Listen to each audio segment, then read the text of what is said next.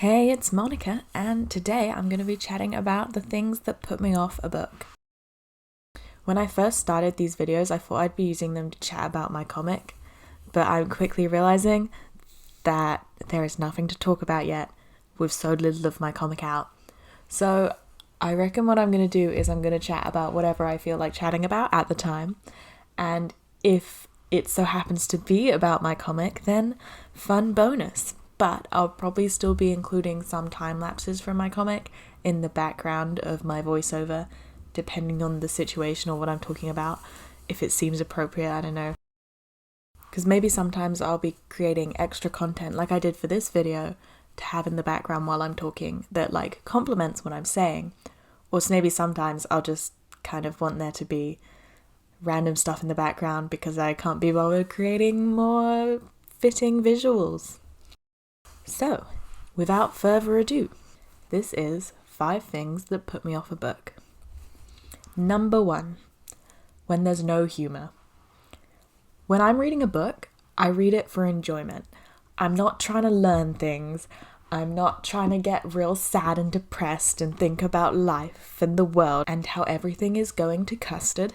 I just want to laugh and have a good time and get invested in characters and see romantic subplots.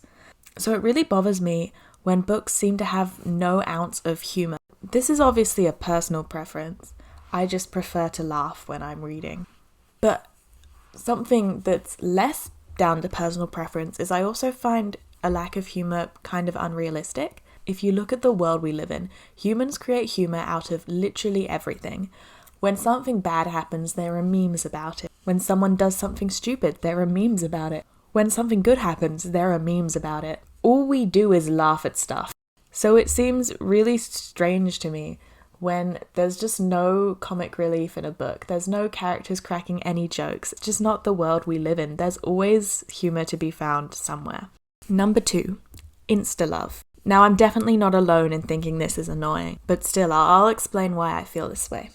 First of all, when I am getting engaged in a romantic subplot, I am getting invested in the journey. If you just tell me 2 characters are suddenly in love, then I'm not going to be invested at all. I want to know why they're in love. Why do these characters specifically fit together? Why do these characters care about each other? So when the author throws something at us like love at first sight or soulmates, it kind of ruins it for me because then there's no reason. It's lazy to me because there's nothing to convince me that these 2 characters should be together. Not to mention we miss out on all of the growing feelings between people. We don't get to compare how they felt when they first met versus later when they know each other better, because they've just liked each other a huge amount the entire time. It's also very problematic when authors use the concept of soulmates to get around certain roadblocks in the way of romance. In particular, when an author chooses to give a character a tragic backstory, they should do it properly and deal with all the ramifications of a tragic backstory. If a character has been abused, physically or sexually, then it makes sense that they would be hesitant around new people or hesitant to get into romance or to be touched.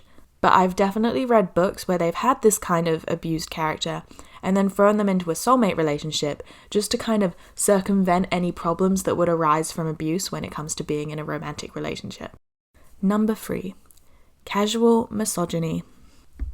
This is so rampant in older books, like anything before maybe 2015, it's just impossible not to see something that makes me wince, that makes the feminist inside me wince. Sometimes I'm just really enjoying a funny book, and then suddenly the romantic interest is like, oh, you're not like other girls, and it puts me off the entire book. One of the cheapest ways I see authors try to make their main characters seem awesome is by putting down the other characters around them, specifically female characters. They're trying to say their female lead is much better than other girls. They're not like other girls. They're cooler. They don't wear makeup. They don't put effort into their appearance, as if those are bad things.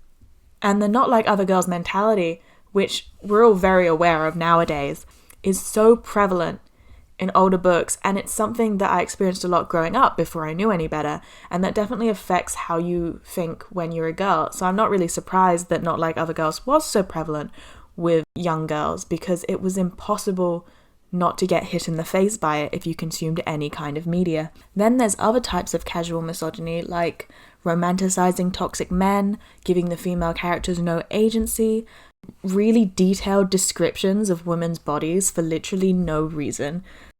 Another one that really annoys me is when they try to give us strong female characters, but the only way they know to make a woman strong is to remove any feminine traits from her.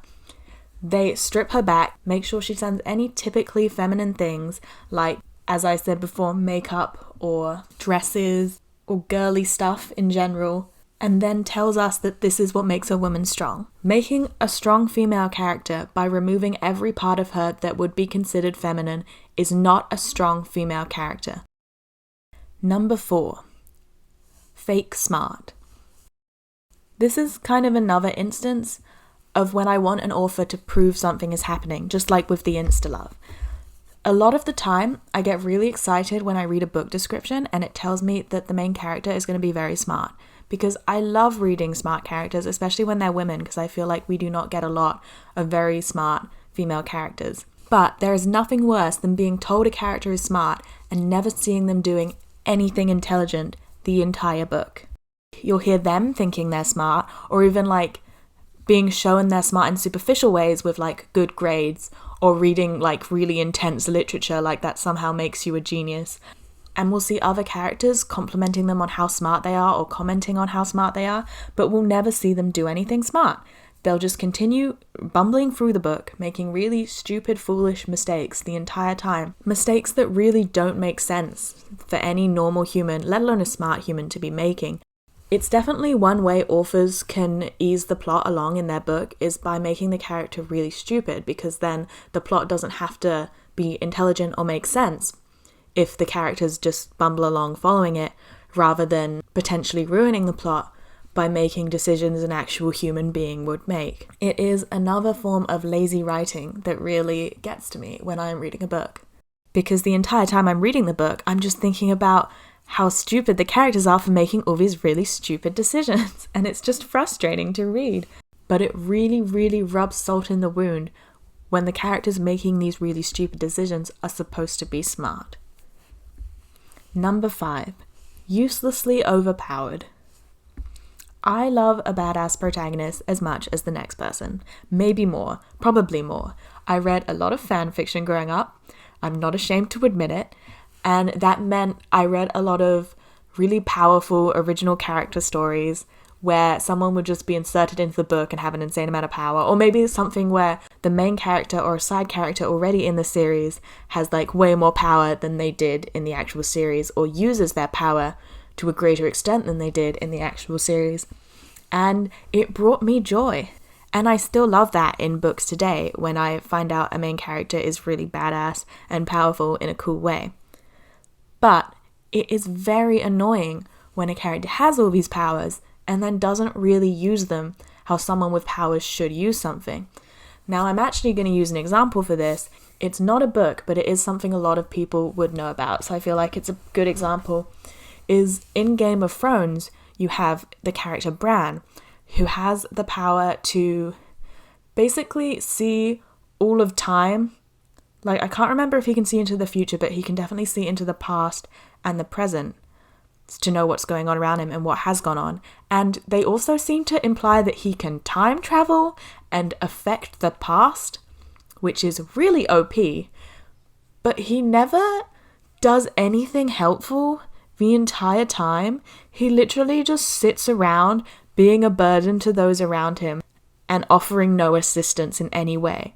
There are so many moments where he could have used his powers to help his siblings, and he doesn't. He never does.